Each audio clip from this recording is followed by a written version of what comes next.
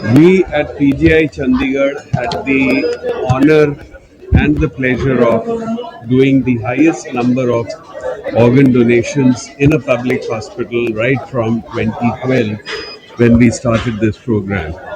And the basic aim was that patients who had end stage disease like kidney failure, liver failure, heart failure, they could be given that advantage. So that gave a boost to the institute to do all sorts of transplantations in the institute, and we can proudly say that the kidney pancreas combined transplant is still the highest in the country from PGI Chandigarh. So since All India Institute Bhubaneswar is also similar to PGI Chandigarh, we felt it was absolutely important in order to have organ transplantations here, organ donations to be promoted.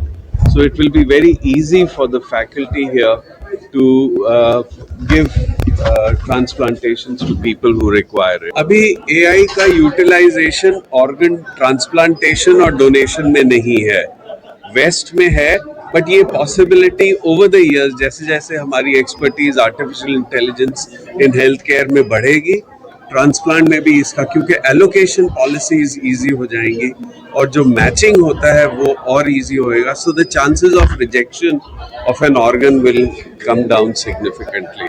So artificial intelligence has a major role to play, but first we should promote organ donation to the maximum so that a lot of patients of ours get benefited.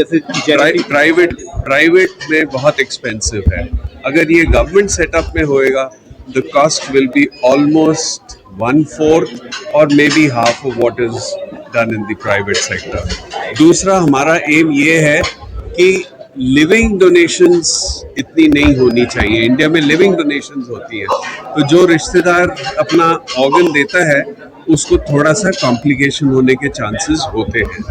तो cadaveric के अंदर complications दूसरे को तो होंगे नहीं, but patient के ऊपर डॉक्टर्स ज़्यादा फोकस कर सकते हैं, and that is the need of the our.